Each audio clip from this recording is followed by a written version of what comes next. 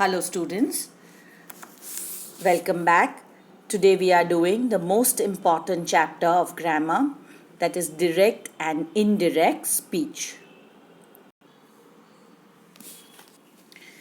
Now please open to page number 86 of the textbook. I need the textbook to be open, a pencil in your hand, because it is very important that you pay utmost attention to what I am going to explain today. A very important lesson. Please focus. Now, direct speech is something that you know. When we say, like the teacher said, comma, open inverted commas, come here. Then you put a full stop and then you close the inverted commas. When you use inverted commas, it is called direct speech. Indirect speech is what is always required when you write an answer, when you're quoting somebody said, like you go home and tell mommy, you know what happened? The teacher said that I had to stand out of the class. So this, when you tell mama or you tell anybody, you're talking to someone, you're writing an answer, all the time we use indirect speech. Direct speech is not used in any form of writing except story writing, the stories that you find in the storybooks, novels, or your textbooks. There you have a lot of direct speech. But when you are writing the answers, to the comprehensions or anything else, we always use indirect speech. Now in indirect speech, it is of utmost importance that, now see, let us take the sentence from here so it will become easier for you to understand. Let us go to the last sentence where they have shown you the rules. That is rule 1. And in the PDF also, which I will be sending it to you, I have written on the blackboard and I have circled the things that we change, the various things that undergo a change when we change the sentence from direct speech to indirect speech. Pay attention to this part, that is rule number 1. Bali says there is no ink in the ink pot. When you are converting it into indirect speech, you will say Bali says that. Now see the changes. The comma goes, open inverted comma goes, there T is capital. Here when you're writing in indirect speech, the T is not capital. There is no ink in the ink pot, only full stop, no closing of inverted commas. I hope you have understood. 5 changes in the sentence: comma, open inverted commas, capital letter, and close inverted commas. These 5 things are changed when you change from direct speech to indirect speech. Let us go to another sentence. The teacher says the boy was lazy. The teacher says that the boy was lazy. I am using the textbook because the textbook has all the required sentences given in a perfect manner. They are given very well here. That is why at this point in the 5th grade, I would want that you follow the textbook to the T, go through all the examples that are given, at least read the example 2 to 3 times, each and every one. Now, when we come to rule number 2, what is the rule number 2? If the reporting verb means the first verb, is in the past tense, the verb in the reported speech is also changed to the past tense. See, pay attention.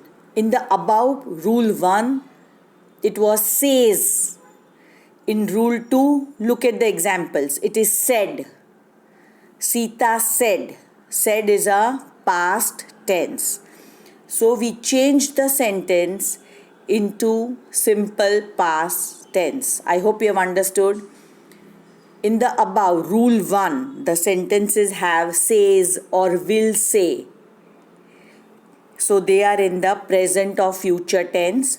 So the sentence will not change. Means the verb in the reported speech will not change. In rule number 2,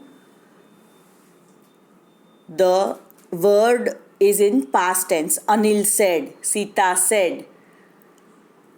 So said that. Kamla worked. Works will become worked very hard. Same way, each and every tense. Present continuous. Is working will become was working. Is sleeping, was sleeping.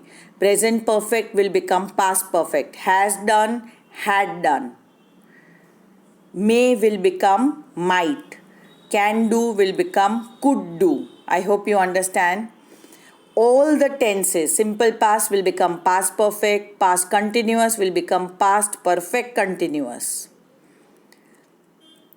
Shall will be changed to should, will is changed to would. Each and every example that is given has to be followed thoroughly. Now, rule number 3. What is rule number 3? If the reported speech contains some universal truth, what do we mean by universal truth? The sun rises in the east is the universal truth. Here you can't say the sun will rise, would rise, was risen. No. It is the universal truth. Every single day the sun rises in the east. Honesty is the best policy. These are, or the moon moves around the earth moves around the sun. God loves all creatures. All these are universal truths. Here the verb is not changed into past tense. Please read the 3 examples under rule number 3. They are called universal truths. Once you go through all these examples in great detail, you will be able to do exercise 1. Along with that, along with this video, you will also get the answers. So in case you are not able to follow or you are not feeling, good enough to do the exercises on your own, you can use the answers that I've given you, because this topic is a little difficult, but I'm sure you'll be able to manage. Once you do a few sentences, you'll get the hang of it, how it is done. And I'll give you enough practice later on, so don't worry about it. Just try it. We are doing only a part of the chapter right now so that you become comfortable with the thing. Rule number 4 is the pronoun. Pronoun means instead of I, you use he. If it's a girl, you use she. If it's a boy or a man, you use he. So that is pronouns. Pronouns are used in direct speech. We used he, she, it, they in the indirect speech. That is rule number 4 of the pronouns. Very important. Please go through all the 5 examples that are given.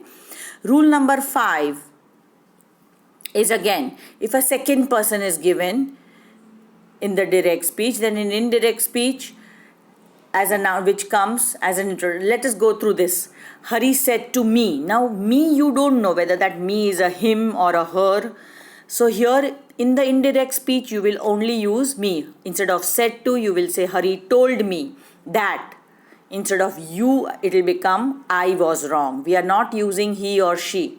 We are keeping me and I, because we don't know the gender of me. But here in the second sentence, Ali said to Ashok. So we know Ashok is a he. So here we will say Ali told Ashok that he was a good boy. Third sentence, Kamla will become she. Again in the fourth sentence, John said to him, the him, John told him that he had not done his work. Why here? Him, you know, will become he or him. But if it is me, we don't know that me is a girl or a boy. So that me remains me. I hope you understood this. Again, the same thing is a part of exercise 2. Wherever it is I, you stick to I. See, no, the first sentence is John said. Now, John we know is a boy. So John, you will say he was ill. But I said I will do it. I said that I would do it. I hope you understood the difference. I'm doing the first and the 2 sentences of exercise 2. I'll give you the answers along with this video. Please go through the answers one. It is perfectly alright. Don't worry. I know it's a difficult chapter. Once you do these 2 exercises, that will be almost 30 sentences. You will automatically get some knowledge or some confidence of how to do it. That is why we are doing this chapter in 2 parts. I am not rushing with the chapter. Just do exercise 1 and 2 this time, but please do it. Don't leave it for the past. Okay, baad mein karenge. No, do it on the same day when you get the video, so you understand it thoroughly, and you can ask me any questions in our interactive sessions. Please go through this video at least 2 times, please, and use the textbook. The textbook is very good here. They have given you enough examples, perfect examples for each and every tense. Please go through all the examples given in the textbooks, which will help you to solve the exercise. Bye. See you for now.